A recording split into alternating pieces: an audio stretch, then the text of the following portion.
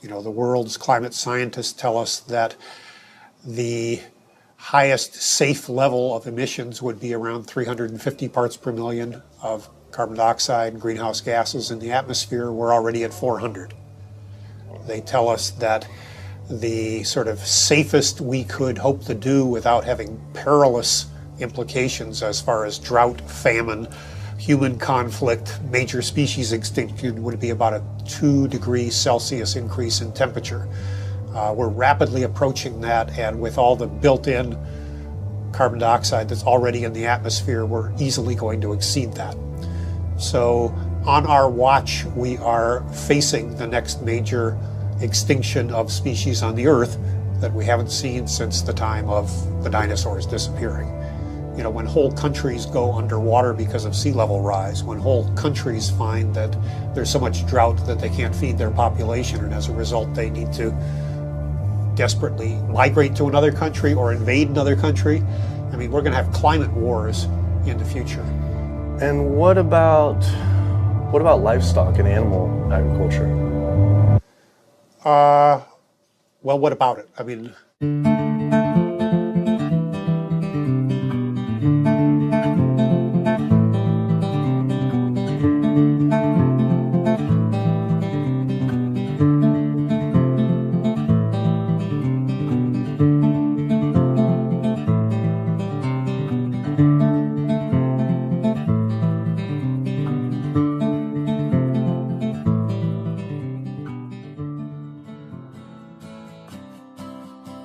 My name's Kip. This is me. I had a cliche U.S. American childhood. My mom was a teacher, my dad was in the military, and I have one sister. I played all the sports growing up, but I always loved the outdoors and camping. Life was simple, not a care in the world. And then this guy showed up. Like so many of us, I saw his film An Inconvenient Truth about the impacts of global warming, and it scared the emojis out of me. In Al Gore's film, he describes how our Earth is in peril. Climate change stands to affect all life on this planet. From monster storms, raging wildfires, record droughts, ice caps melting, acidification of the oceans, to entire countries going underwater. That could all be caused by humans' demands on the Earth. With scientists warning unless we take drastic measures to correct our environmental footprint, our time on this planet may be limited to only 50 more years. I wanted to do everything I could to help. I made up my mind right then and there to change how I lived and to do whatever I possibly could to find a way for all of us to live together, in balance with the planet sustainably forever. I started to do all the things Al told us to do. I became an OCE, Obsessive Compulsive Environmentalist. I separated the trash and recycling. I composted, changed all the light bulbs, took short showers, turned the water off when I brushed my teeth, turned off lights when leaving a room, and rode my bike instead of driving everywhere. But as the years went by, it seemed as if things were getting worse. I had to wonder, with all the continuing ecological crisis facing the planet, even if every single one of us adopted these conservation habits, was this really going to be enough to save the world? It just seemed that there was something more to the story. I thought I was doing everything I could to help the planet.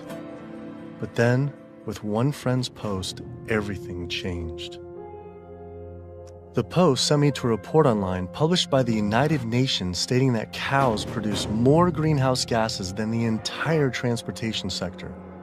This means that raising cattle produces more greenhouse gases than all cars, trucks, trains, boats, planes combined, 13% compared to 18% for livestock. This is because cows produce a substantial amount of methane from their digestive process. Methane gas from livestock is 25 to 100 times more destructive than carbon dioxide from vehicles. Here I'd been riding my bike everywhere to help reduce emissions, but it turns out there's more to climate change than just fossil fuels. I started doing more research. The UN, along with other agencies, reported that not only did livestock play a major role in global warming, it is also the leading cause of resource consumption and environmental degradation destroying the planet today.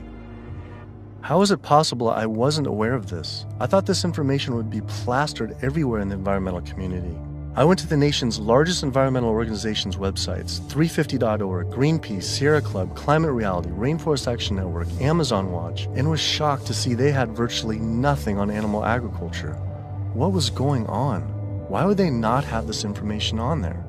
It seemed the main focus for many of these groups was natural gas and oil production, with fracking being the latest hot issue due to water usage and contamination. Hydraulic fracturing for natural gas uses an incredible amount of water. A staggering 100 billion gallons of water is used every year in the United States. But when I compared this with animal agriculture, raising livestock just in the US consumes 34 trillion gallons of water. And it turns out the methane emissions from both industries are nearly equal. Living in California, a state plagued by drought and water shortages, water use is a major concern for many of us. The average Californian uses about 1,500 gallons per person per day. About half of that is related to the consumption of meat and dairy products. So meat and dairy products are incredibly water intensive, in part because the animals are using very water intensive grains. That's what they eat. And so all of the water embedded in the grain and that the animal eats essentially is considered part of the virtual water footprint of that product. I found out that 1/4 pound hamburger requires over 660 gallons of water to produce. Here I've been taking these short showers trying to save water, and to find out just eating one hamburger is the equivalent of showering 2 entire months. So much attention is given to lowering our home water use, yet domestic water use is only 5% of what is consumed in the US versus 55% for animal agriculture. That's because it takes upwards of 2,500 gallons of water to produce 1 pound of beef. I went on the government's Department of Water Resources' Save Our Water campaign, where it outlines behavior changes to help conserve our water, like using low-flow shower heads, efficient toilets, water-saving appliances, and fix leaky faucets and sprinkler heads, but nothing about animal agriculture. When I added up all the government's recommendations, I was saving 47 gallons a day. But still, that's not even close to the 660 gallons of water for just one burger. I wanted to see if I could somehow talk with the government about this. Just calling to see if we could schedule an interview. Yeah, that would be good. What does your schedule look like this afternoon or tomorrow afternoon? Tomorrow afternoon could be good. For the urban environment, there are a lot of things that can be done. Indoor, using low-flow shower heads, low-flow faucets, efficient toilets, efficient water using appliances. All those are really good areas that can help quite a lot. But the biggest water savings is from outdoors. We have to be mindful of the way we use water. We have to use it as efficiently as possible. We have to protect its quality, and we have to be good stewards of the environment that depend on water. And checking the sprinklers. A lot of time we get a lot of leaks and broken sprinklers and things like that that wastes water. And those are the areas that there's a lot of room for conservation. It kept on coming up. A lot was of animal agriculture. Can you comment on that at all, about how much that plays a role in water consumption and pollution?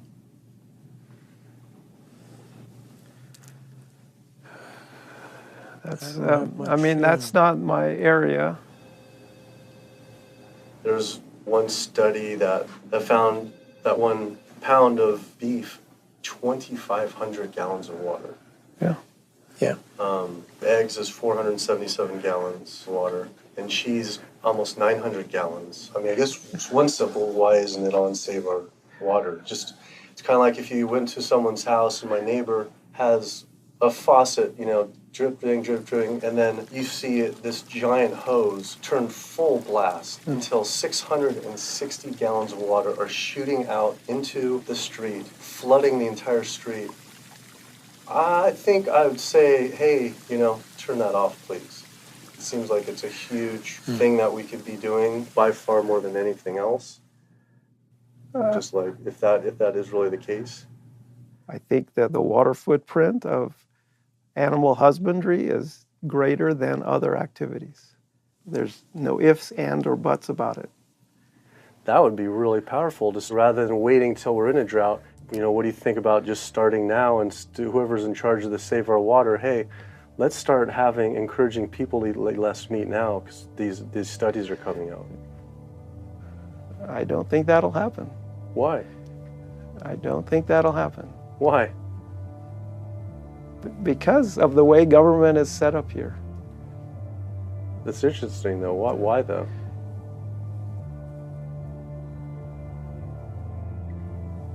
One is water management, and the other one is behavior change. Behavior of taking showers and not watering your lawn and doing all that, that's behavior. Yeah. Wow. Clearly the government did not want to talk about this issue. Their inability to answer, along with the environmental organization's silence on the topic of animal agriculture, made it seem something more was going on. I started doing more investigating on the impacts of livestock and found out this situation was actually worse than I had thought. In 2009, 2 advisors from the World Bank released an analysis on human-induced greenhouse gases, finding that animal agriculture was responsible not for 18%, as the UN stated, but was actually 51% of all greenhouse gases. 51%. Yet all we hear about is burning fossil fuels. This devastating figure is due to clear-cutting rainforests for grazing, respiration, and all the waste animals produced. This makes animal agriculture the #1 contributor to human-caused climate change. But not only that, I found out raising animals for food consumes 1/3 of all the planet's fresh water, occupies up to 45% of the Earth's land, is responsible for up to 91% of Amazon destruction, is a leading cause of species extinction, ocean dead zones, and habitat destruction. Yet, the world's largest environmental groups that are supposed to be saving our world didn't mention this anywhere. I had to speak with environmental organizations to find out why they weren't addressing this issue. I sent off dozens of emails, made call after call, spent hours on hold. Days became weeks and weeks became months, and for some reason, no one wanted to talk to me about this. So bizarre. I supported these organizations for so long and now was met with silence. I was, however, able to connect with a handful of environmental authors and advocates that were willing to address this issue. I took my old trusty van, Super Blue, out of retirement and hit the road. So my calculations are that without using any gas or oil or fuel ever again from this day forward, that we would still exceed our maximum carbon equivalent greenhouse gas emissions, the 565 gigatons, by the year 2030, without the electricity sector even, or energy sector even factored in the equation, all simply by raising and eating livestock. If you reduce the amount of methane emissions, the level in the atmosphere goes down fairly quickly and within decades, as opposed to CO2. If you reduce the emissions to the atmosphere, you don't really see a signal in the atmosphere for 100 years or so. The single largest contributor to every known environmental ill known to humankind: deforestation, land use, water scarcity, the destabilization of communities, world hunger. The list doesn't stop. It's an environmental disaster that's being ignored by the very people who should be championing. Free-living animals made up, 10,000 years ago, made up 99% of the biomass. And human beings, we only made up 1% of the biomass. Today, only 10,000 years later, which is really just a fraction of time, we human beings and the animals that we own as property make up 98% of the biomass. And wild, free-living animals make up only 2%. We've basically completely stolen the world, the earth, from free-living animals to use for ourselves and our cows and pigs and chickens and factory farmed fish. And the oceans have been even more devastated. Concerned researchers of the loss of species agree that the primary cause of loss of species on our earth that we're witnessing is due to overgrazing and habitat loss from livestock production on land and by overfishing, which I call fishing, in our oceans. And we're in the middle of the largest mass extinction of species in 65 million years. The rainforest is being cut down at the rate of an acre per second. And the driving force behind all of this is animal agriculture, cutting down the forest to graze animals and to grow soybeans, genetically engineered soybeans to feed to the cows and pigs and chickens and factory farmed fish. 91% of the loss of rainforest in the Amazon area thus far to date, 91% that's been destroyed, is due to raising livestock. The leading cause of environmental destruction is animal agriculture. I just couldn't understand why the world's largest environmental organizations were not addressing this when their entire mission is to help protect the environment. But that's the thing too, is they say, use less coal, ride your bike. What about, eat less meat? Yeah. I think they focus grouped it and it's a political loser. In terms of, because they're membership organizations, a lot of them. They're looking to maximize the number of people making contributions, and if they get identified as being anti-meat or challenging people on their everyday habits, that's something that's so dear to people that it will hurt with their fundraising. They do not want to address the primary driving cause of environmental devastation, which is animal agriculture, because they're businesses and they want to make sure that they have a reliable source of funding. I went invited to a meeting with Al Gore and some years ago now, and made these methane arguments, and he was really pushed back. And that's just his argument. It's hard enough to get people to think about CO2. Don't confuse them. I think that the problem with a lot of organizations that are focused and have a laser focus don't go off message because they don't want to piss off another whole group of people that will make their lives difficult. If you listen to the majority of the major environmental organizations, they're not telling you to do much besides live your life the way you've been living it, but change a light bulb from time to time, drive less, use less plastic, recycle more. It's better for their fundraising and better for their profile to create a victim and perpetrator sort of plot line. It's like when we talk about the fact that when we have a dysfunctional family and the father is an alcoholic, that's the one thing no one talks about. Everybody goes around that, and yet it's the one thing that's causing the devastation in the relationships in the family, because no one wants to talk about it. How could these organizations not know? I mean, the issue is right in front of them. It's unmistakable at this point. And just like these organizations, they're falling over themselves to show the general public that climate change is human caused. And in doing so, they completely fail to see what's right in front of them, that animal agriculture, raising and killing animals for food, is really what's killing the planet. That was it. No more emails, no more phone calls. I had enough. I realized if I wanted answers, I would have to go to these organizations' headquarters in person. Hi, how's it going? We're doing a full-length feature documentary, and it's on sustainability and animal agriculture plays a role. And we're seeing if we can talk to David Barr. Yeah. Okay. Do you have an appointment with him? We've been trying for almost 2 months, and we haven't even had one receptive email or anything. So seeing if we could just set something up. Let me just get They sent out their PR person instead. She refused to be filmed and told us to turn off the camera, but promised someone from their rainforest, ocean, and climate change departments would all speak with us, finally. Next stop was to give Sierra Club a visit. Turns out they were a bit more receptive to me showing up at their doorstep. Hey, how's it going? With the climate change, what's the leading cause of that? Well, it's basically burning too many fossil fuels. So coal, natural gas, oil, tar sands, oil shale, all these new exotic fuels that are kind of hybrids between them. But that's basically what is loading up the atmosphere. So we have this greenhouse effect where the heat is getting trapped and the temperatures are soaring at a rate that has never existed in the history of the Earth. And what about livestock and animal agriculture?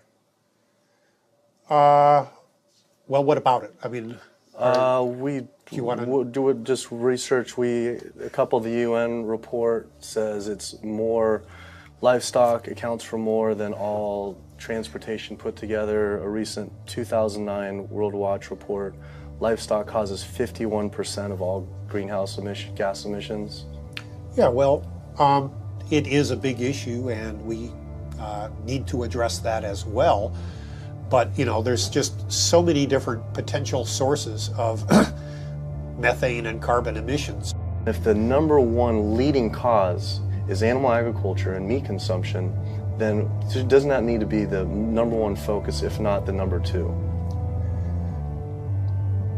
Well, That's your assessment. Our assessment is different. That was bizarre.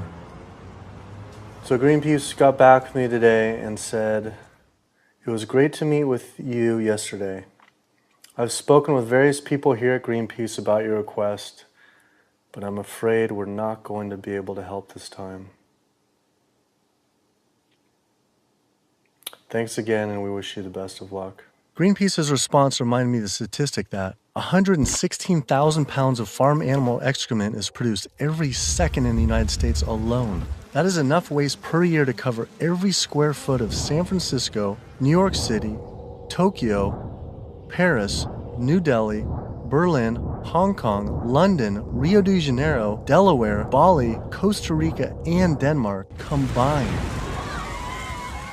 Livestock operations on land has caused created more than 500 nitrogen-flooded dead zones around the world in our oceans, comprise more than 95,000 square miles of areas completely devoid of life. So any meaningful discussion about the state of our oceans has to always begin by frank discussions about land-based animal agriculture, which is not what our conservation groups, Oceana being the largest one in the world right now, the most influential, as well as others, that's not what is at the apex of their discussions. I went on my favorite ocean protection organization's website, Surfrider Foundation, to see what they were doing about this. Mostly what I found were campaigns about plastic bags and trash, but nothing about animal agriculture. What is the number one coastal water quality issue polluter? I mean, a lot of it, it's actually, we call it the toxic cocktail, because it really is this sort of diffuse source. So it's, heavy metal from tires and brakes and cars, heavy metals. It is these herbicides and pesticides. So it's really it's kind of picking up the everything we leave on the ground and collecting it together and pushing it out into the ocean. So it's hard to actually target one thing. When we're doing our research on this particular one and runoff, and just kind of increasingly as we're interviewing more and more people, it keeps coming up. Animal agriculture as being, and we read animal agriculture as being the number one water polluter, considerably by more than any other. Yeah, that's interesting. I think, I guess it depends on the regions that you focus on, like the urban areas, which is sort of like where we are here in Southern California. We don't see that because there's not a lot of sort of agricultural farms. But if you look in the mid-Atlantic, sort of Maryland, Virginia, North Carolina, that region, I know there's a lot of poultry farms and a lot of hog farms, and it's a huge waste issue. I was surprised that not only did they not focus on farm runoff, but they also didn't mention any campaigns about how our oceans are in near collapse. The UN reported that 3/4 of the world's fisheries are overexploited, fully exploited, or significantly depleted due to overfishing. The oceans are under siege like never before, and marine environments are in trouble. And if we don't wake up and do something about it, we're going to see fishless oceans by the year 2048. That's the prediction from scientists. The fact that when people look at fishing, sometimes they're only looking at the fact of the animals who are actually consumed by humans, and we're not necessarily looking at all the animals who are caught in the drift nets, all the other animals who are killed in the industry. And when you look at even the shrimping industry has done a lot to devastate the planet as well in terms of breaking down natural barriers that we have to protect the islands. We're at over 28 billion animals were pulled out of the ocean last year. They're not ever given a chance to recover. They can't recover. They don't multiply that quickly. They don't, they don't come back. We're not giving them an opportunity. The oceans are in complete collapse. The large fish species are nearing extinction. The way fishing is done today to feed the demand for 90 million tons of fish is primarily through massive fish nets. For every single pound of fish caught, there's up to 5 pounds of untargeted species trapped, such as dolphins, whales, sea turtles, and sharks, known as bykill. If we were to imagine this same sort of practice happening on the African savanna, targeting gazelle, but in the process scooping up every single lion, giraffe, ostrich, and elephant, nobody would stand for it. Yet, this is what is happening in our oceans every single day. Between 40 and 50 million sharks each year are killed in fishing lines and fishing nets as bykill. then their fins might be cut off or not cut off, but they're caught initially as bykill. And it's from fishing.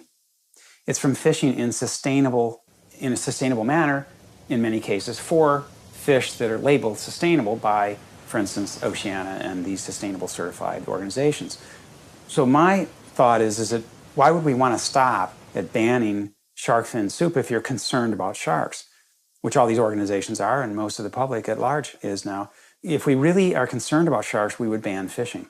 I went on the world's largest ocean conservation group's website, Oceana, to see what they were doing about this. On their site, along with a TED Talk by CEO Andy Sharpless, I was astounded to read they actually recommend that one of the best ways to help fish is to eat fish. With the world's fish population in near collapse, this seems like saying the best way to help endangered pandas is to eat pandas. I couldn't understand how Oceana could say we could remove close to 100 million tons of fish per year, and that could somehow be sustainable and good for our oceans. Many of the species that are nearing extinction have done so, are being ravaged and becoming nearly extinct in a declining fashion and haven't recovered on the watch of Oceana and on the watch of Marine Stewardship Council and very much on the watch of Monterey Bay Aquarium Seafood Watch, which I mentioned in one of my lectures. That's they're aptly named because that's what they're doing. They're sort of watching this happen instead of aggressively halting it.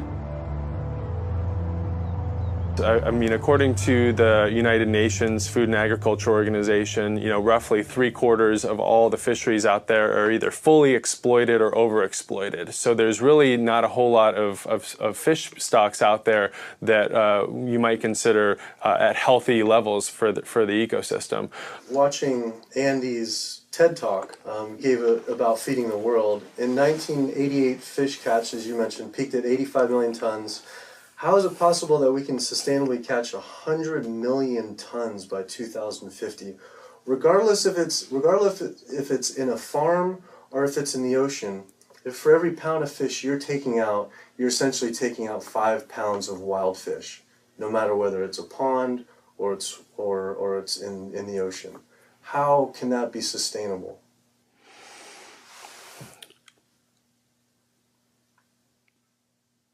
The ultimate question, right, is that there is a tremendous amount of natural production that is basically coming out of the oceans all the time. So we have a massive amount of upwelling from our ocean conveyor belt that's bringing up ancient 1,000-year-old nutrients, and our ecosystems are turning that into fish. Yes, they're eating each other, and you're losing some of that production every step up in the food chain, but you get more every year. You can fish and take some out, and next year there will be more. And if we do that right without ultimately hitting the fundamental driver, it's sort of like living off the interest, right? As long as you don't bring your principal down, right, if you're investing in something, as long as you're not hitting into that principal and your principal remains high, you could potentially live off the interest forever. And that's the basic idea with fish. With our population right now, what we're doing is if it's 75% depleted, the fishery is now depleted. And it's a good analogy with money. We're not living off our interest. We're in extreme debt.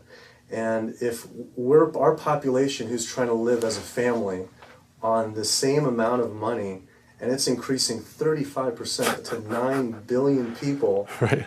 Isn't it just, hey, we got to stop spending money?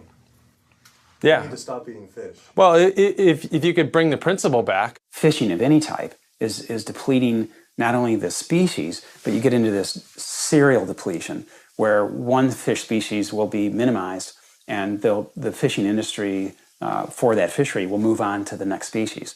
And it's called serial depletion, aptly named.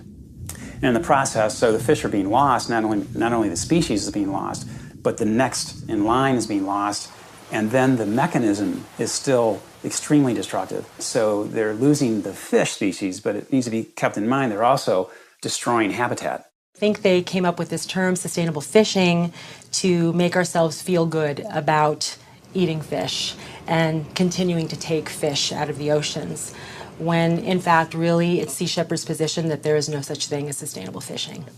Seafood is not a protein source for a sustainable protein source for the feeding of the planet, of the people on the planet. It's just not.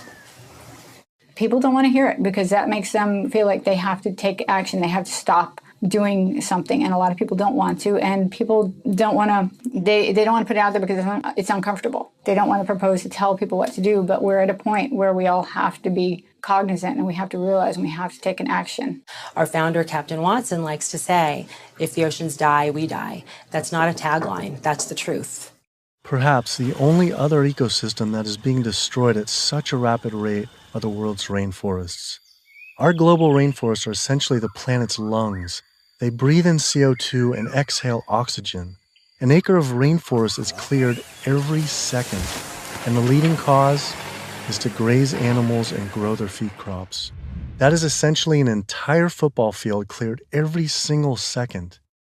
And it is estimated that every day, close to 100 plant, animal, and insect species are lost due to rainforest destruction.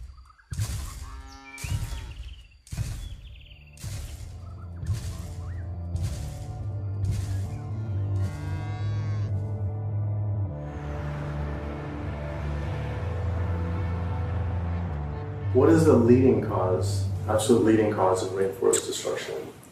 Human intervention into rainforests is the leading cause. And so it's either for logging or it's for agribusiness. And that's when you're looking at the top global drivers, it will vary a bit by the rainforest that you're talking about.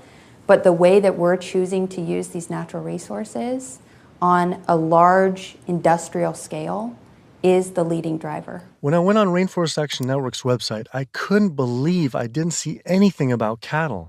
But I did see they had a large campaign against palm oil. Palm oil plantations are causing tremendous deforestation in the Indonesian rainforest.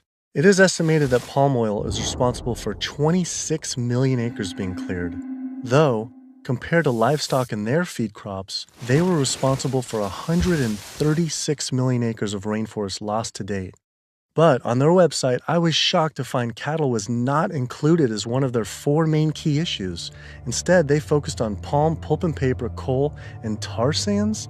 How could they not have the leading cause of rainforest destruction? I had to wonder, why focus on fossil fuels and not cattle? Is it more fossil fuels or is it more animal agriculture? I don't know why we would ever do a one or the other. I'm just wondering, what more is it?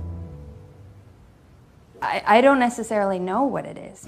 Could the executive director of one of the world's largest rainforest protection groups honestly not know what was going on? Or even worse, were they hiding it on purpose? And if so, why? I immediately went to Amazon Watch to see if they would say what the leading cause of rainforest destruction truly is. The most biologically and culturally diverse place on the planet is under massive attack right now. The Amazon rainforest itself could be gone in the matter of the next 10 years. What is the leading cause of rainforest destruction? The leading cause of rainforest destruction, I would say, well, just to put it into the context of what Amazon Watch works on, there's many drivers of deforestation, as we call them. Many different reasons and ways that the rainforests are destroyed.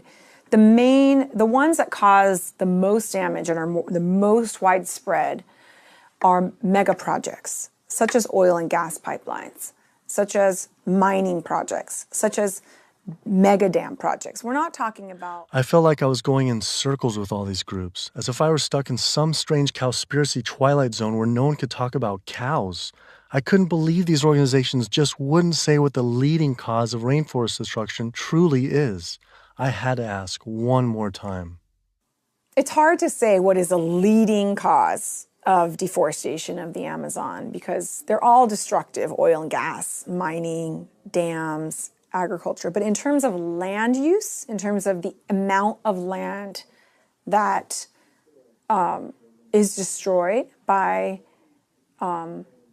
when we talk about, in comparison, all those different causes of deforestation, what is causing the most trees to fall, for example? I think it would definitely be agriculture. Unfortunately, one of the biggest causes of deforestation definitely in the Brazilian Amazon is agribusiness, cattle grazing, and soy production in particular. This is really what's going on. Why do you think that's like no Greenpeace or no one's really saying the whole story? The whole story about the main cause of deforestation. Yeah. And I think you brought up some really good points about why isn't anybody doing anything about this? And I think in Brazil in particular, I think when we look at what happened after the Forest Code was passed, and people who were standing up against the lobbyists and the interests, the special interests, the cattle industry, the agribusiness industry, what was happening to them? A lot of people who were speaking out got killed. And if you look at, say Carlos, you look at Claudio, there's people who are putting themselves out there and saying, cattle ranching, is destroying the Amazon. A lot of those people who are really putting themselves out there, and look at Dorothy Stang, the nun who lived out in Pará, who was killed. A lot of people will speak up. A lot of people just keep their mouths shut because they don't want to be the next one with the bullet to their head. Sister Dorothy Stang was a U.S.-born nun living in the heart of the Brazilian rainforest. Her life's work was to protect the Amazon. She spoke out openly against the destruction of rainforests from cattle ranching for years. Walking home one night, she was brutally gunned down at point-blank range by a hired gun from the cattle industry.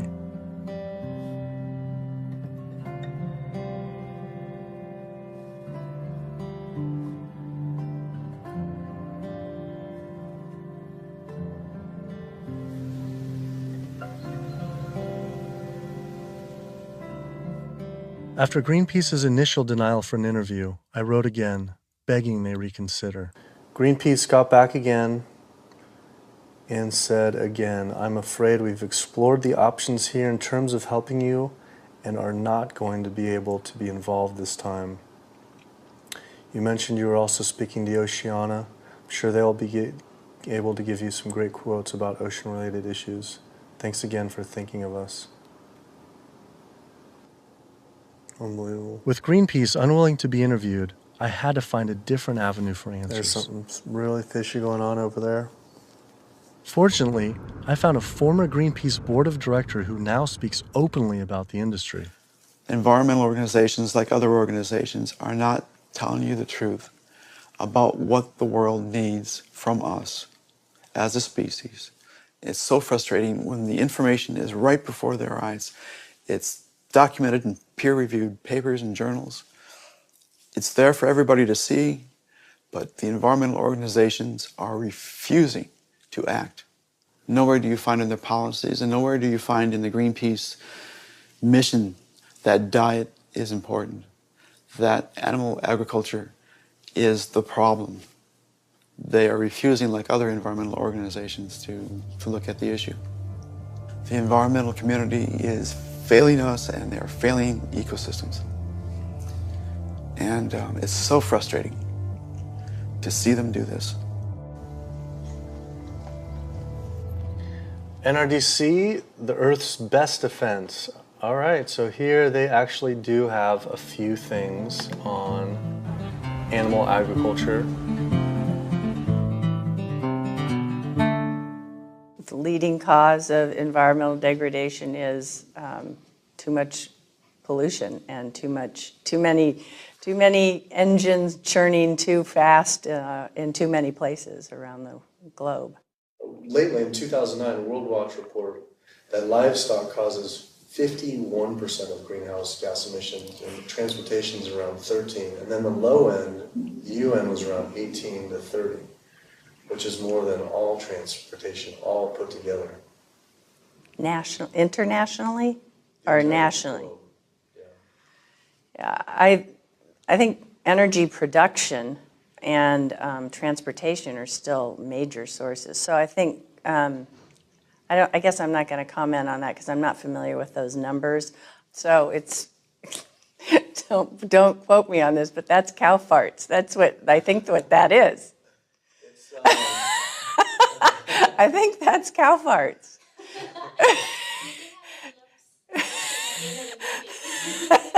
Well, that's part of the story. Methane production from cows and other livestock's flatulence is a major contributor, but mostly it is due to deforestation and the waste they produce, which is 130 times more waste than the entire human population, virtually all without the benefit of any waste treatment. NRDC absolutely, as I said, has a big food program. In fact, we just, every year we do the Growing Green Awards, and we recognize food innovators. And this last year, one of the awardees was a sustainable pork producer, actually, that doesn't use any antibiotics, and also the antibiotic use that industrial food production in the United States uses right now. Is, we're giving the majority of antibiotics in the United States are administered to healthy livestock. I wanted to visit one of these sustainable farms. I found the Market Guard grass-fed beef farm on the lush, misty California coast.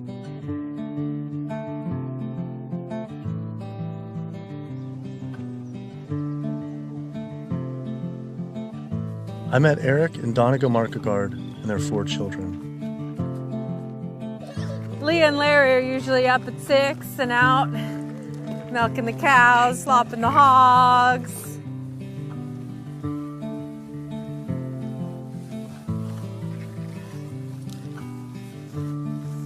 Altogether, we graze about 4,500 acres. Wow.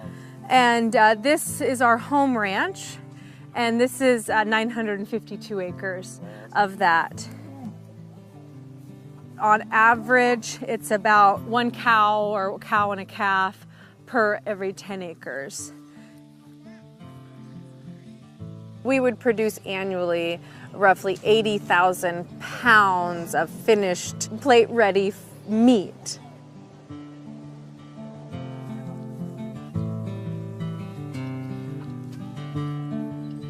We keep about 10 pigs in roughly a 50-acre area, and we move them around in 10-acre pastures. Some people think that pigs are dirty and gross, but I really like them. They know people, and they'll be friends and really nice. And they could be like your best friend, or could be like your sister. See? They know you when you get to know them. I mean, I shouldn't be bonding, but you have to have nice pigs. Why shouldn't you bond with them? Well, because they're going to turn into bacon. Oh. But these pigs are about 7 months old now. That's it? Wow.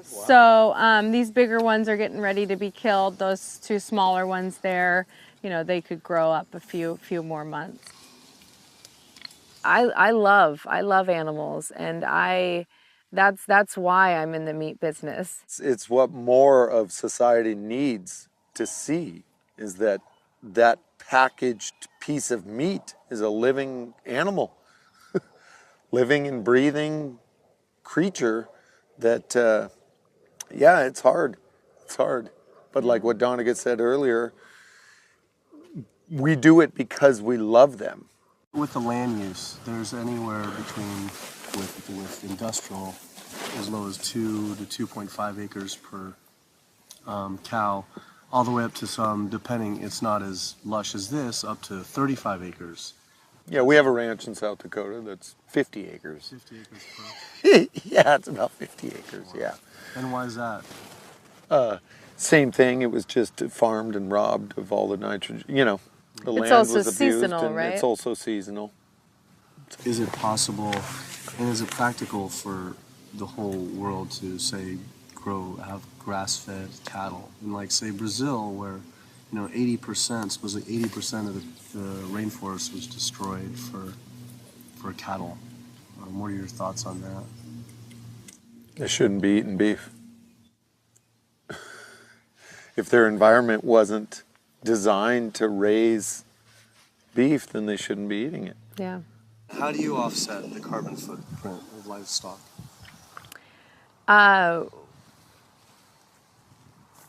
We don't feel like livestock have a carbon footprint.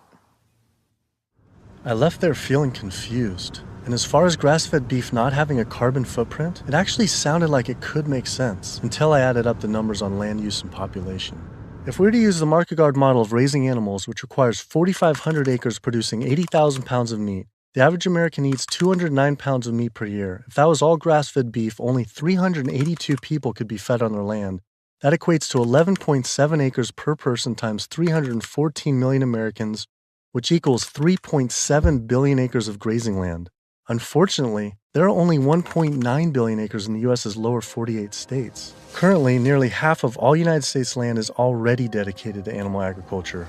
If we were to switch over to grass-fed beef, it would require clearing every square inch of the United States, up into Canada, all of Central America, and well into South America. And this is just to feed the United States' demand on meat. But that figure doesn't even take into consideration that much of that land isn't suited to graze livestock. We would have to convert all mountain ranges to grassland, clear ancient forests and national parks to grazing, and demolish every city just to make room to graze cows. Just like Brazil, the United States isn't suited to meet the demands for meat. It takes 23 months for a grass-fed animal to grow to the size and age that it's slaughtered, whereas a grain-fed takes 15 months. So that's an additional 8 months of water use, land use, feed, waste, and in terms of a carbon footprint, it's a huge difference. Turns out, due to land use, grass-fed beef is more unsustainable than even factory farming. I had to come to terms with the fact there was no way to sustainably raise enough animals to feed the world's current demand on meat, and had my doubts on dairy as well. But I did want to talk with a premier organic dairy company to see if they believed their product was sustainable for the world's population. It requires a lot of inputs to produce milk. The feed, the water, the land, it does. And it may not be practical to expect that there can be enough dairy production produced in a sustainable way to feed the entire world. I just don't think that that's necessarily a given. I think it's maybe too much to expect that the world can be fed with dairy in a sustainable way. I don't know the answer, but common sense would say that's a long shot. I was shocked to hear such an honest answer. If this is what the dairy's CEO would say, I wonder what the farmer would claim. Based on their marketing, it seemed their farms were an oasis for cows.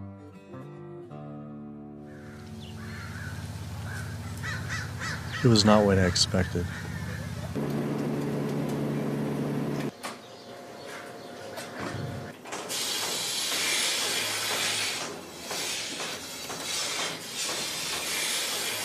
Typically, a cow will eat 140 to 150 pounds of feed a day. 140 to 50 pounds of feed every day. And then she's also going to drink between 30 and 40 gallons of water.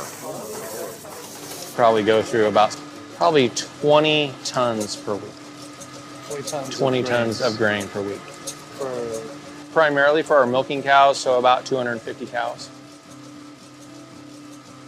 Yeah, so the biggest part of sustainability to me, the number one thing on the list should be profitability.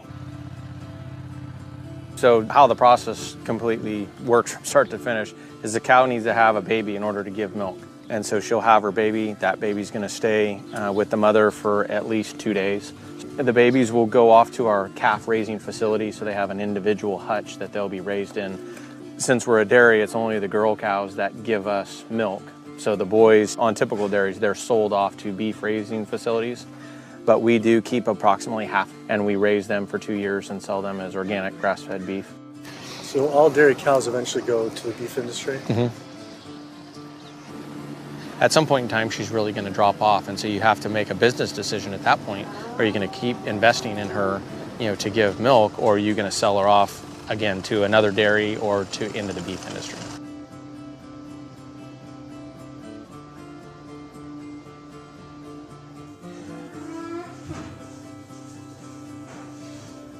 There's very few places on this planet that have this type of environment. But the demand on dairy-based protein in the world is only going to increase. And there's not enough land on the planet to do this type of dairying around the world. It's just the environment is not going to be that way. The land's not there. So I guess on a global scale, a conclusion would be dairy is not sustainable. Unless we start digging up houses and putting pastures back.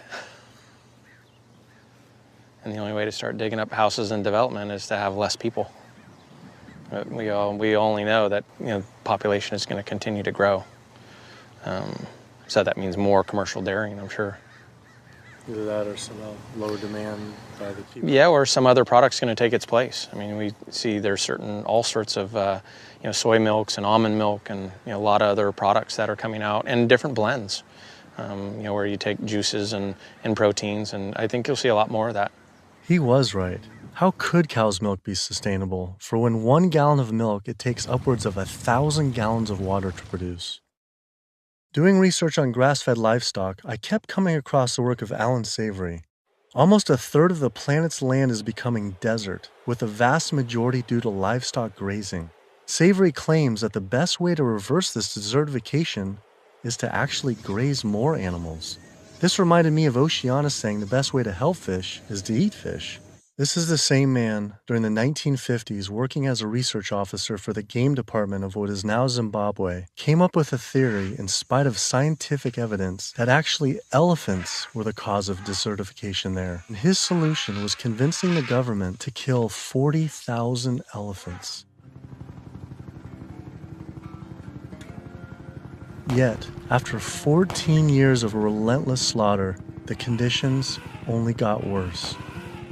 His theory was wrong. The culling finally ended, but not until tens of thousands of elephants and their families were killed. This is not someone I would ever take ecological advice from.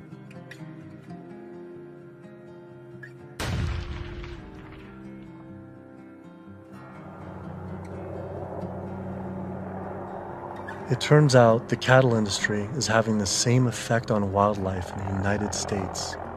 The government has been rounding up horses en masse, and we now have more wild horses and burros in government holding facility, 50,000 wild horses and burros in government holding facilities than we have free on the range. Basically, you have ranchers who get to graze on our public lands for a fraction of the going rate. So they're getting like this huge tax subsidy. It's about 1/15 of the going rate. And what the Bureau of Land Management has to do is say how much forage and water is on the land, and then they divvy it up. They give so much to the cows, so much to wildlife, and so much to the wild horses and burros. And what we see is the lion's share of the forage and water is going to the livestock industry. And then they scapegoat the horses and burros and say, oh, there are too many horses and burros, let's remove them. I always tell people that wild horses and burros are just one of the victims of the management of our public lands for livestock, because we also see the predator killing going on. We know wolves are now being targeted by ranchers to get rid of wolves. USDA has aircraft, and all they do is aerial gunning of predators. So all a rancher does is call up and say, I've got a coyote here. They'll come over and they'll shoot the coyote, or they'll shoot the mountain lion, or they'll shoot the bobcat. And this is all for ranching. In Washington State, after cattle were found to be attacked on public lands where they were grazing under permit, Washington State decided to kill the entire wedge pack of wolves. And those wolves were not introduced. They had in-migrated from Canada, but they're no longer there. It starts at the local level with the Bureau of Land Management, but then it goes all the way to Congress. And we see Congress sitting there willing to allow this type of mismanagement of our public lands to continue. It is the insistence of and the lobbying power of the animal agriculture industry that continues to see wolves killed, continues to see an insistence that predators be maintained at a low level that does not benefit ecosystems. I've seen so many pieces of land, I've looked at so many environmental assessments from the Bureau of Land Management where they say the rangelands are not meeting standards. And they say straight up, livestock grazing is a cause for not meeting range standards, and yet they will continue to allow livestock grazing. They're at the very core of making sure that cougars are treed by hounds and that wolf packs are run down and that hunting seasons are opened up year-round and that traps are set so that they can suffer. If anyone cares about wild horses and wildlife and public lands and the environment, you can't ignore the livestock, the impact, the negative impact that livestock grazing is having on our public lands in the West. I've added up the costs of animal food production that the producers don't actually bear themselves. These are the hidden costs or the externalized costs that they impose on society. And those are in categories like healthcare, environmental damage, subsidies, damage to fisheries, and even cruelty. If you take those externalized costs, which are about $414 billion, if the meat and dairy industries were required to internalize those costs, if they had to bear those costs themselves, the costs of the retail prices of meat and dairy would skyrocket. So a $5 carton of eggs would go to $13. A $4 Big Mac would go to $11. The problem with these externalized costs being imposed on society is that whether you eat meat or not, whether you're an omnivore or an herbivore, you are paying part of the costs of somebody else's consumption. So that when somebody goes into a McDonald's and buys a Big Mac for $4, there's another $7 of costs that's imposed on society. I'm paying that. You're paying that, whether you eat meat or not. When you really look at who's benefiting and who's lobbied for this system of agriculture, it's the largest food producers in the country and the largest meat producers. And once they become so large and wealthy, then they can dictate the federal policies around producing food because they have so much political power. Was this why Al Gore, even during his vice presidency, never addressed the issue of animal agriculture and failed to talk about it in his film, An Inconvenient Truth, or his organization, the Climate Reality Project? Was this truth just too inconvenient for even him? I felt let down by the man who inspired me on this entire path. I knew I needed to talk to an animal agriculture lobby group to see what they had to say. If they could silence the government, are they influencing and possibly have connections to these environmental groups as well? Animal Agriculture Alliance, one of the biggest livestock lobby groups in America, has agreed to an interview. Greenpeace won't give us an interview, but Animal Agriculture Alliance has agreed to an interview. Now that is saying something.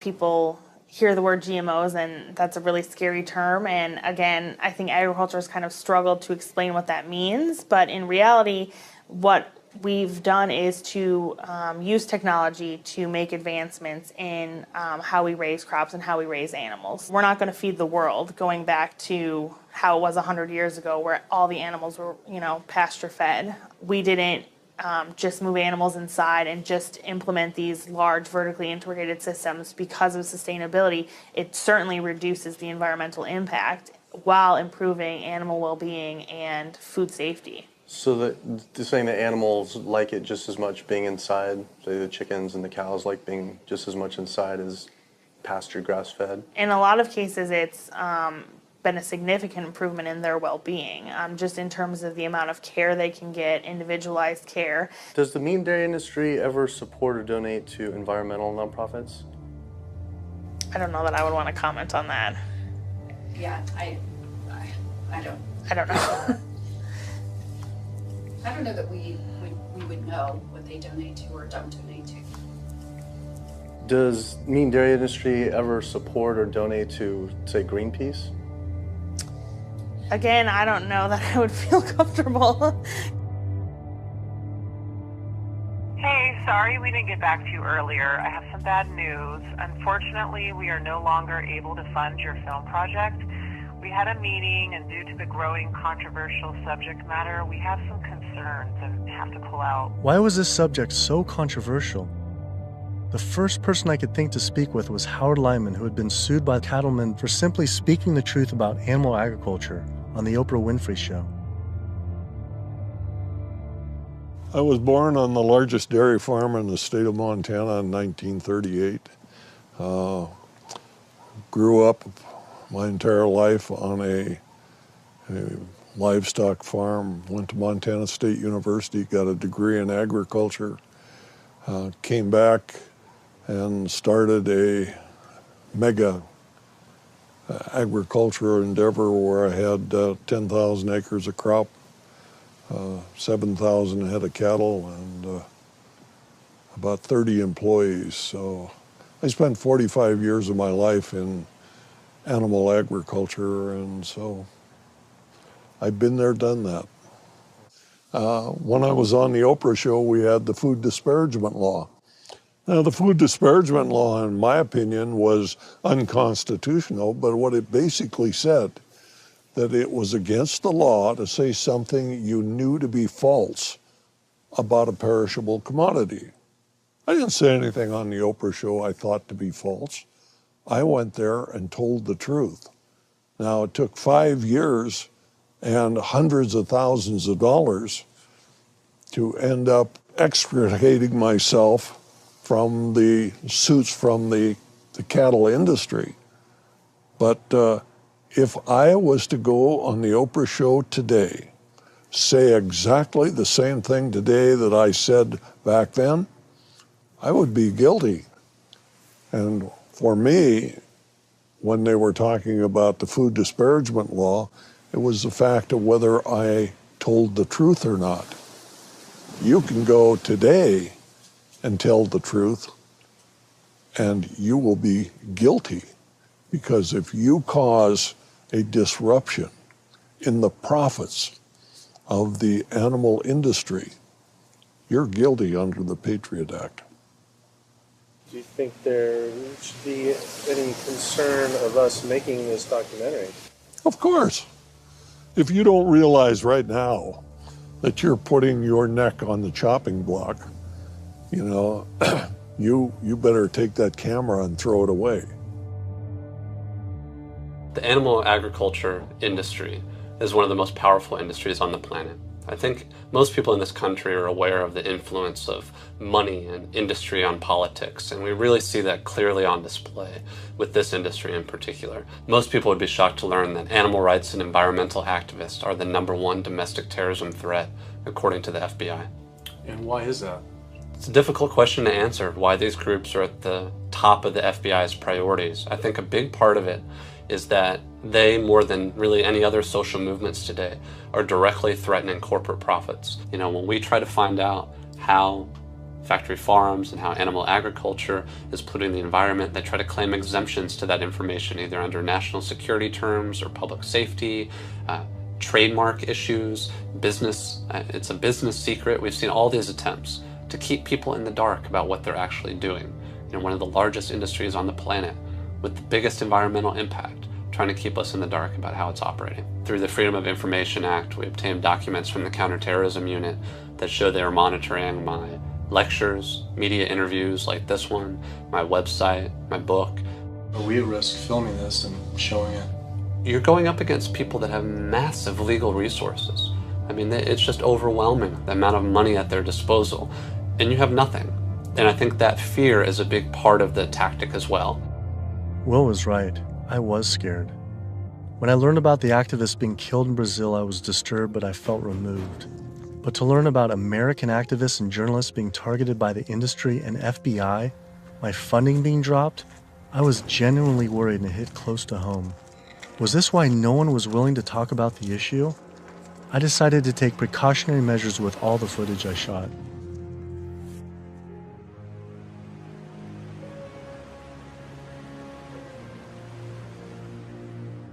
I was beyond frightened to imagine what could possibly happen if I pursued this subject any further. It seemed the only decision to make was to put down the cameras and walk away. But then, I realized this issue was way bigger than any personal concern I could ever have for myself. This was about all life on Earth hanging in the balance of our actions, and that you either live for something or die for nothing. And I actually had no choice all along. I decided then to surrender not to fear from the secret, but rather to a cause towards truth. I couldn't be like these environmental organizations and sit silently while the planet was being eaten alive right in front of our eyes. I had to stand up and continue on.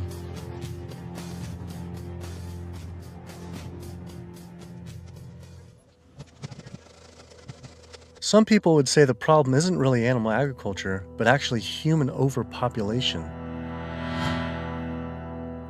In 1812, there were 1 billion people on the planet. In 1912, there were 1.5 billion. Then, just 100 years later, our population exploded to 7 billion humans. This number is rightly given a great deal of attention, but an even more important figure when determining world population is the world's 70 billion farm animals humans raise. The human population drinks 5.2 billion gallons of water every day and eats 21 billion pounds of food.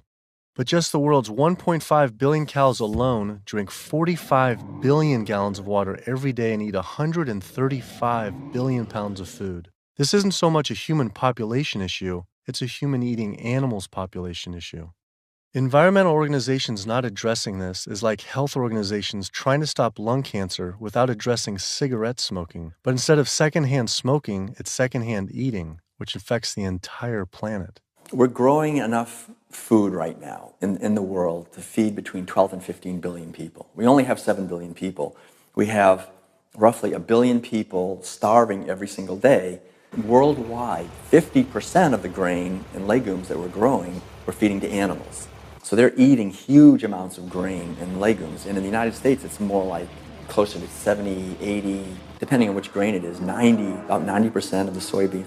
82% of the world's starving children live in countries where food is fed to animals in the livestock systems that are then killed and eaten by more well-off individuals in developed countries such as the US, UK, and in Europe. The fact of it is that we could feed every human being on the planet today an adequate diet if we did no more than take the feed that we are feeding to animals and actually turn it into food for humans. And so somebody trying to justify GMOs, that's like trying to give a drowning man a drink of water. You can produce, on average, 15 times more protein from plant-based sources than from meat on any given area of land, whether it's using the same type of land, whether it's a very fertile area in one area of the world or it's an area that's depleted. If we would reduce the amount of meat we're eating and dairy and eggs, we could allow all these monocropped fields of genetically engineered corn and soybeans to revert back to forest again, to be habitat for animals. You know, anytime somebody tells you that we can't grow food for humans on the land that we're growing feed for animals, this is somebody that is smoking the #1 crop out of California. The fact of it is, if you can grow corn to stuff down the throat of an animal, you can actually grow corn and feed it to a human. You encourage people to eat less meat and for the tremendous resources required and the toll on the environment. And on the animal. And on the animals. And the workers in the system. And it's a brutal system at every level. As the world population continues to grow to almost 9 billion people, do you foresee someday that we might just completely have to stop eating meat altogether? I don't know that we'll completely stop. I think that the amount of meat eaten will decline. There's no way to support 9 ounces per person per day, which is what Americans are eating now. If the Chinese alone decide they want to eat that much, and they've decided they want to eat that much, we just can't. We don't have enough world to produce the grain to generate that much meat. I think a plant-based diet is the most sustainable. But what do you recommend for 9 billion people can eat for the planet to not only sustain but to thrive? Would you throw out a number like an ounce, 1 ounce? Per meat? And including dairy, like. Yeah, I don't think I don't know enough. But yeah, it would be on the order of a couple ounces a week. It's not going to be the way we're eating it now. We're gorging on meat. We're eating huge amounts. And does that include cheese too? Like 2 ounces total? Yeah, cheese and milk. 2 ounces a week. Only 2 ounces a week seem like nothing. People could probably raise that in their own backyard. Maybe backyard farming was a sustainable solution. I have 42 ducks. I started off with 3 ducks 3 years ago, and then those burdened into a population. I buy a 75-pound bag of seed. And that seed bag will last me right now about 2 weeks. The ducks now that we're going to be culling are about 2 years old. When you're living with them, they get used to you. They're not intimidated or whatever, and so they make all their vocal sounds like natural. Go down. Easy, easy, easy, easy. Okay. Now we're gonna keep you. Run. These two go first. Being smart-wise, compared to a chicken, they're probably the same.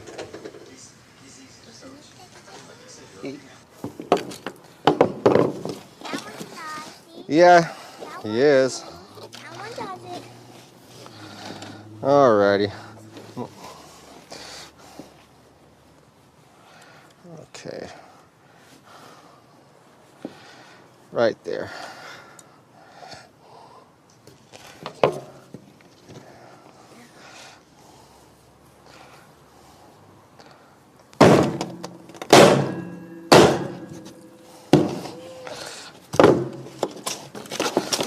That's going to be a little gruesome.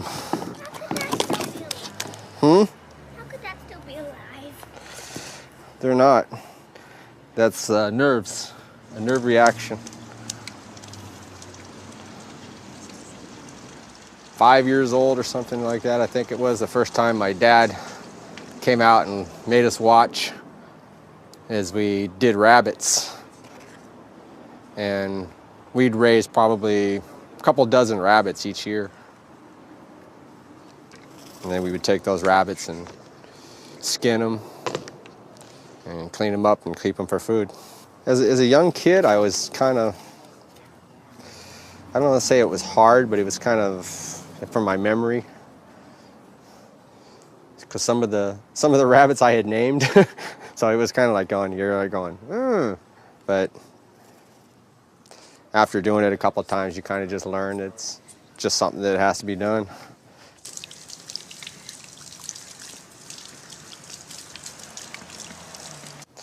Not the fingers. I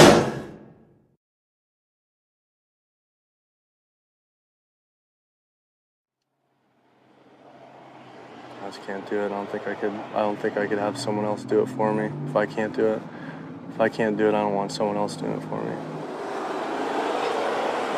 And then sustainability, for sustainability, 75 pounds is 2 pounds per, so it's a pound per week per duck. 52 weeks, 110, so it's 110 pounds of food for 1 to 1.5 pound of meat. So on the sustainability issue, it's 100 to 1.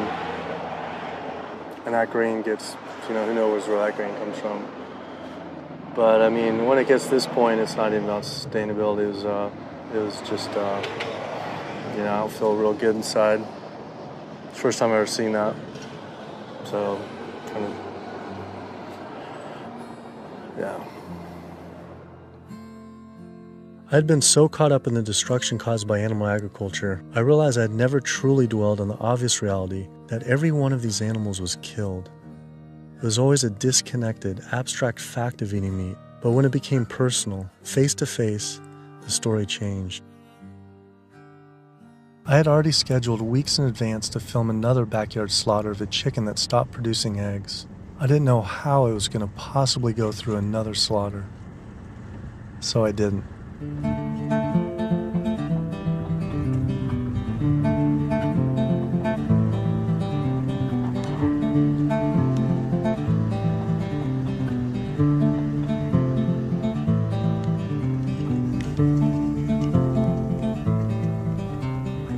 Animal Place is a farm animal sanctuary in Northern California that focuses on rescuing animals from the animal agriculture industry.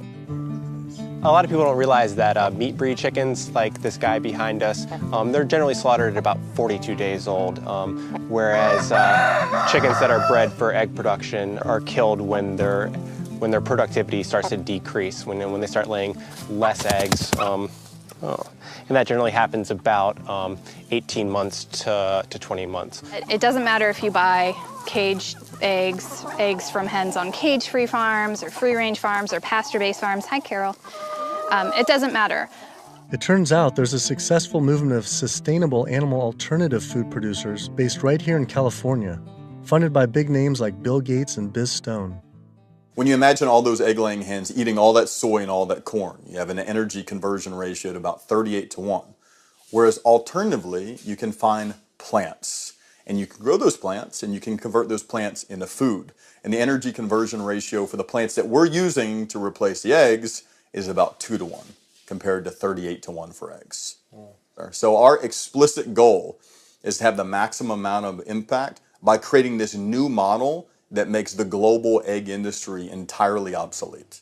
We're making the Omega products and proving that we can make better tasting food that's great for you, and it takes 1/20th of the land and resources that dairy do. If I could tell you that you could have the fiber structure of meat, the satiating bite of meat, the protein, and all the nutritional benefits of meat without actually having animal protein itself. And by doing that, you could address climate change. You could address the human health epidemics that we're seeing. You could address animal welfare, and you could address natural resource conservation. Would you make the change?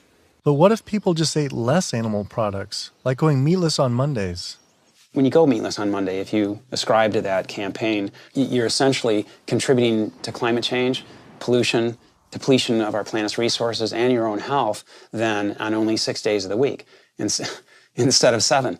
You're creating a false justification, clearly a false sense of justification for what you're doing on those other 6 days of the week. So in other words, we really shouldn't be resting on our laurels of what you do right only 1/7 of the time. You can't be an environmentalist and eat animal products, period. Kid yourself if you want. If you want to feed your addiction, so be it. But don't call yourself an environmentalist. I knew I had to stop eating all animal products. I wanted to help the planet be sustainable, but I needed to sustain myself. I had doubts about being healthy and not eating meat, dairy, and eggs. All I knew was a standard American diet I grew up on. Is it even possible to be a healthy vegetarian or vegan? Is it possible to be a healthy vegetarian or vegan? I became vegan for, 32 years ago now, and I run several miles every day. I go biking 40, 50 miles through the countryside. I work long hours. I feel great. It's nice waking up in a light, trim body every day. And so many of my vegan friends and patients, are just, they're thriving since their transition to a vegan diet. So yes, and I've seen vegan moms go through healthy vegan pregnancies and deliver healthy vegan children and raise them into tall, full-size, intelligent vegan adults. And yes, certainly all the nutrients are there in the plant kingdom to do this. That is correct. Think anyone should be consuming dairy? I really don't.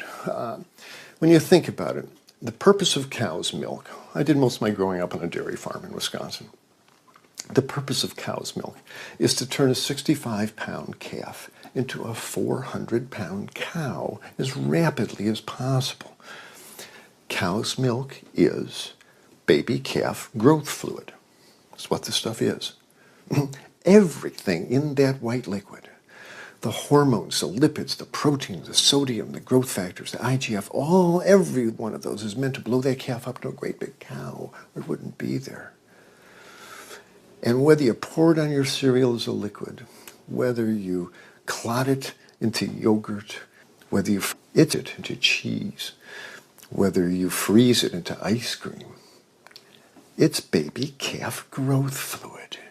And women eat it, and it stimulates their tissues, and it gives women breast lumps. It makes the uterus get big, and they get fibroids, and they bleed, and they get hysterectomies, and they need mammograms, and gives guys man boobs.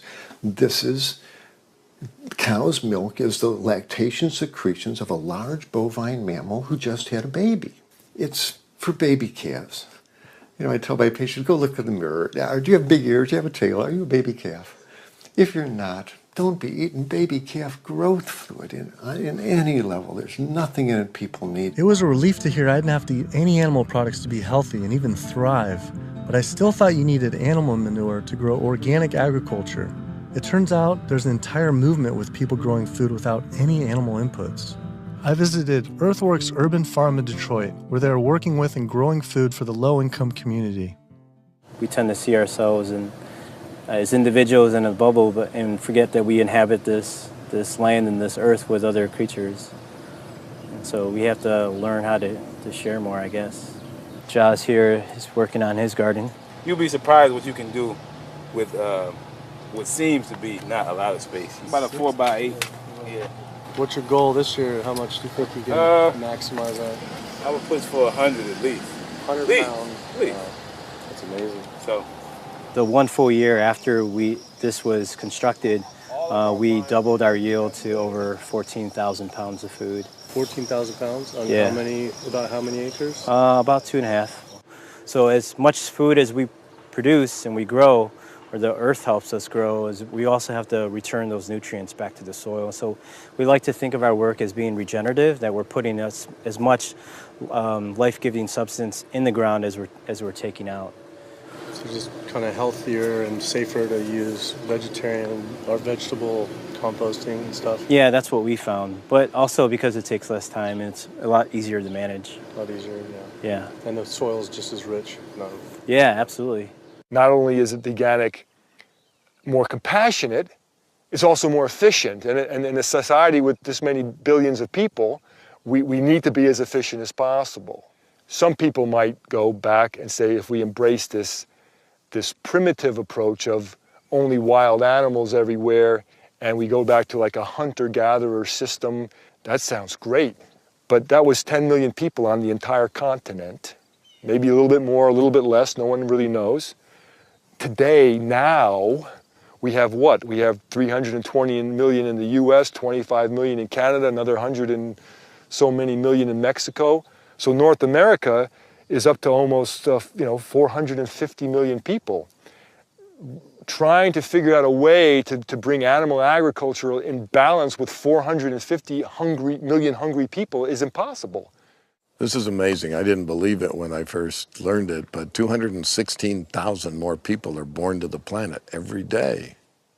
Every day. It's extraordinary. But what's really extraordinary is you need, per day, 34,000 new acres of farmable land. It's not happening.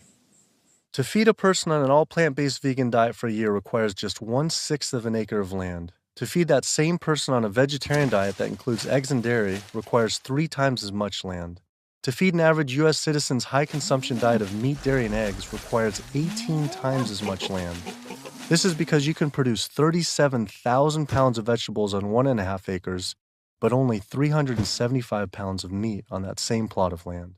I also learned the comparison doesn't end with land use. A vegan diet produces half as much CO2 as an American omnivore, uses 1/11th the amount of fossil fuels, 1/13th the amount of water, and 1/18th of the amount of land. After adding this all up, I realized I had the choice every single day to save over 1,100 gallons of water, 45 pounds of grain, 30 square feet of forested land, the equivalent of 20 pounds of CO2, and one animal's life, every single day.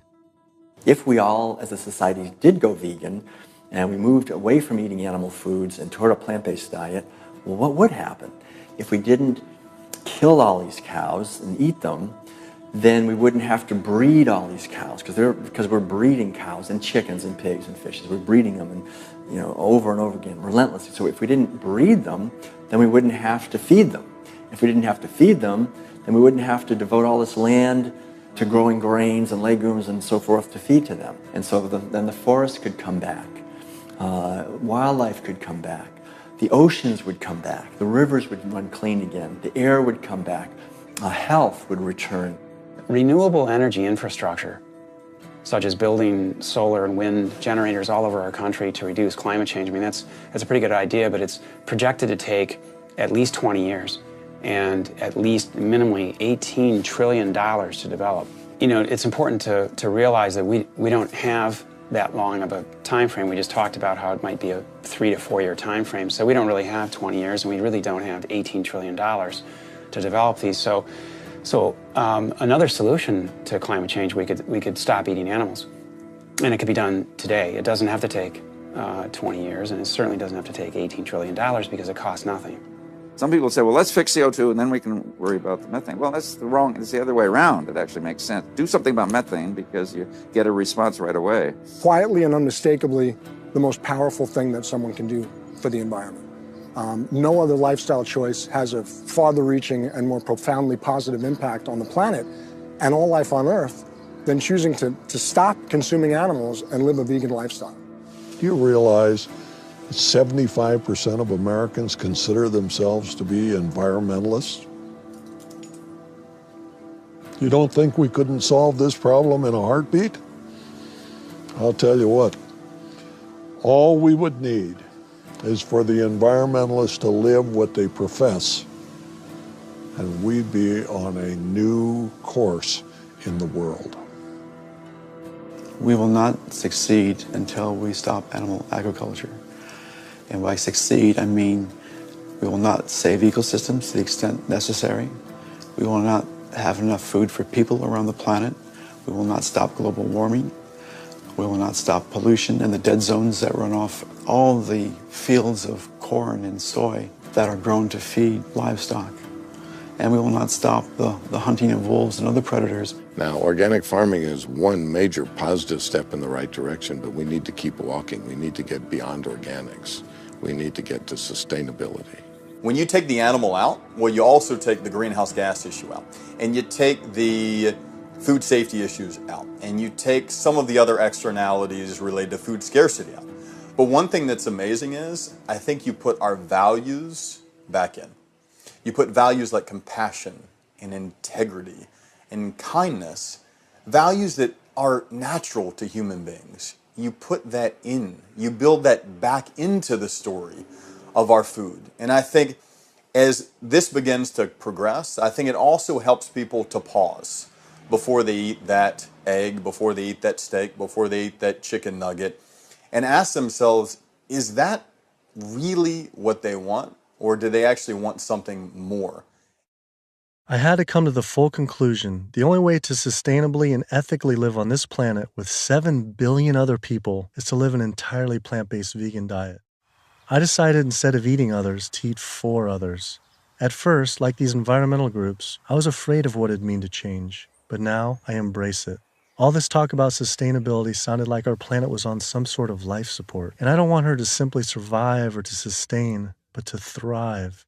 Life today is not about sustainability, it's about thrivability. She's given so much to us for so long, it was time to give back. 108% of everything we have. It felt good. It was in alignment. And we see this movement not just about providing cheaper and inexpensive food that everyone can have, but also a spiritual move. A move towards understanding who we really are and how we can really connect to each other.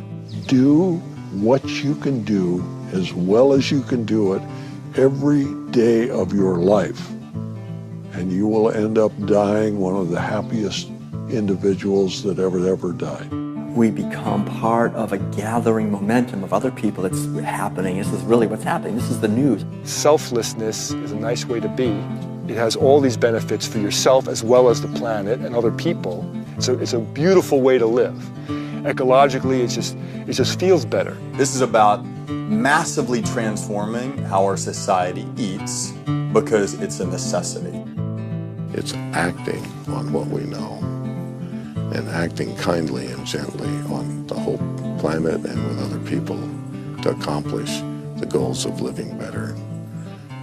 We can do it, but we have to choose to do it. You can change the world. You must change the world.